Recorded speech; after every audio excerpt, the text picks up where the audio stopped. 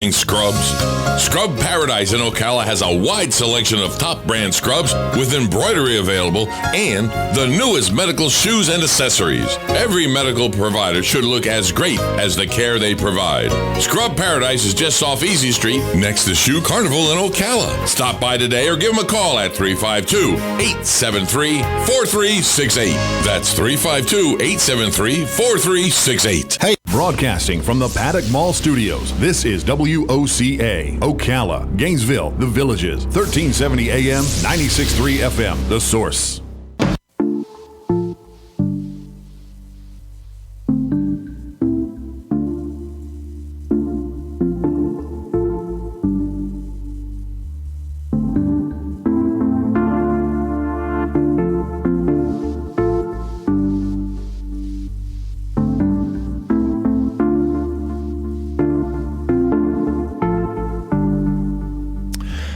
All right, thank you for being patient with us. 6 minutes after 9 o'clock.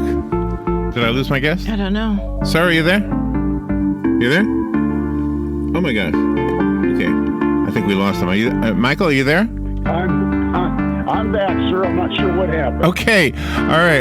Well, let me introduce our guest. Let me get this music to stop first. Michael Witzkel is on the phone. He served in the U.S. Marine Corps Elite Force Reconnaissance Team. He's a commissioned officer in the United States Army Infantry and Military Police Corps. He served as a patrolman in the Dallas Police Department, and he's a member or has been a member of the SWAT team. An expert in underwater crime scene reconstruction. Oh, my gosh. I wouldn't say a word if I ever met him in person. I would just listen to his stories. He's an expert in underwater. Okay, where would I leave off here? This is a big, big resume. He's got a book called Sentinel's Dilemma. It is a mystery novel. So take all those things into consideration. Then remember, he's also written a book. He's an author. Michael, you're an overachiever. Good morning, Michael. How you doing? I'm doing very well, sir. Thank you. How are you? I'm okay. Where are you calling from? I'm down in the Dallas, Texas region. Okay. How's the weather there? Do you have a heat wave going on right now? We've been fortunate this year. It hasn't been 100 yet, but it's trying very, very hard to be. Does the book Sentinel's Dilemma draw from some of your real-life experiences? Yes, sir. This is actually my second book. My first book was Sentinel's Choice. That came out approximately 5 years ago, and I have an excuse why it took me so long. I've taught 60 SWAT schools between the first publication and this book. Oh my gosh! Oh my God! But wow. To answer your question, yes, sir. Law enforcement is and the military too, I should add, is a target-rich environment for stories. If it didn't happen to me, I certainly know people that it happened to too. Oh my gosh! And the way you can weave it together so that it creates a one seamless story, is that something you've always been able to do? Is that a learned talent? How did you come to be an author? Well, actually, I started out by writing technical manuals, and then I wrote law enforcement articles, mostly on training and leadership. And eventually I started working on novels at the request of my agent, Patty Nunn, with Breakthrough Promotions. Patty encouraged me to start writing fictional stuff, and there you have it. Yeah, we know her pretty well, having worked with her for so many years. Mm-hmm. Really, really, you're absolutely on target with what you just said. So tell me about the work that you've done for the Dallas Police Department. Does it in any way reflect what's in this book? I know we kind of went across the board with that, but what about this police department specifically? It does. Of course, the characters are fictional, but I can say with all honesty, they are modeled after people I actually knew.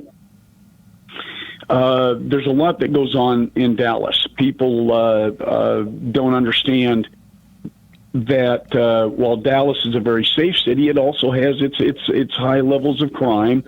And there's always things going on, either on patrol, SWAT, or, as an investigator. So what is the dilemma? At the end of the first book, the protagonist, Rene Lafleet, he loses his leg. The dilemma in the second book is, should he, as a police officer, should he continue knowing that he's behind the power curve. He can't run. He can't move very fast. As I well know, I'm an above-the-knee amputee, and he's dealing with all of the issues, both physical and psychological. Wow. I'm looking at the reviews that you're getting on Amazon. You have 5-star reviews across the board, nothing but 5-star reviews. Do you find that your readers have also had experience working either in the military or in the police, or both? Pretty much both, actually, but pretty much that's the genre I write to is law enforcement, and to a lesser extent the military. Mm-hmm. I like how your chapters are divided up into different time frames and locations. Yes, ma'am. That's I do that as much for me as a writer as I do for my readers. Not the smartest guy in the world, and I have trouble keeping track as to what's going on in the story. Well, I would disagree. Not the smartest guy. I mean, this is exactly what I wouldn't do. I wouldn't talk. If we went to if I was at a Thanksgiving table with you, I would say, "Hey, pass the salt. I'm listening."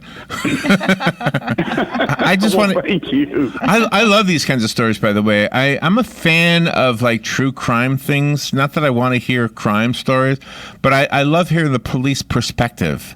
And I don't know why that is. My dad was a policeman. Maybe that's why. I don't know. But the police perspective on things, especially the police perspective on the unfair press sometimes, I don't want to say always, and the unfair public at times. Did you go through that as well?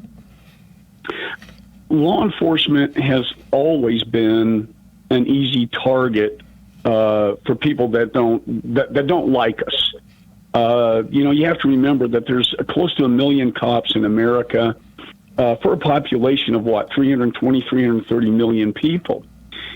But it's like you only hear about the one bad apple. You don't hear about all the incredible things that officers do from day to day.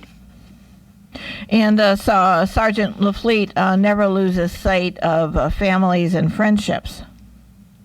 No, ma'am. He stays focused on just that. And he knows that he says it many times in the book that he can get through all of this. He's got the necessary support. He's got the necessary friendship, both outside of law enforcement and within law enforcement. But again, one of the things I had to face when I was looking at losing my leg is, one, can I keep up? And the answer to that would be, well, yeah, but not entirely so. If I want to go out and get myself killed, that's my business, but I have no right to hurt my teammates. Yeah, right. Who was the guy we knew, Robin, that felt like he was not... Oh, my gosh. There was a guy we were talking to, and he was like not as sharp as he used to be, and so he got out so he wouldn't hurt somebody else. Oh, it was the builder. It was the construction guy. That's right. He decided he didn't want to, he wasn't in law enforcement. For some reason, I was confusing him with this. But he worked on buildings, and he knew that he was getting older, and he felt like other people's lives would be at risk if he couldn't be 100%. So he retired. And that's the never-ending question, even for a whole person, when you start to get older. You start to, it's just natural. You start to lose a step a little bit. You're a little bit slow in your thinking. Your reaction times start to decrease. Mm-hmm. With age, of course, radically. Should you stay on the streets as a cop? Mm-hmm. This book had to be very emotional for you. At times, yes, it was. Because I faced all of these dilemmas when I was finally retired. It was by mutual agreement between me and the city of Dallas, and quite frankly, it was the right thing to do.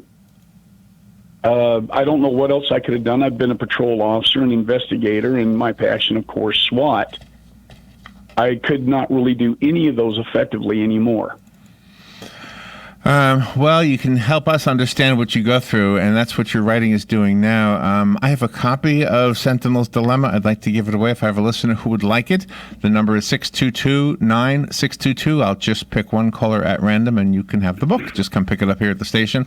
I did find it on Amazon, so I know I can buy it there. Do you have a website for this book or the other one? For both books, the website is called sentinelschoice.com. Okay, very good, Mike. And you can order the book there, signed copy. Mike, thank you for being on the air with us. Thank you for your service, and come back with the next book. I hope to do that much sooner, sir, and thank you for having me. All right, thank you. We will be right back.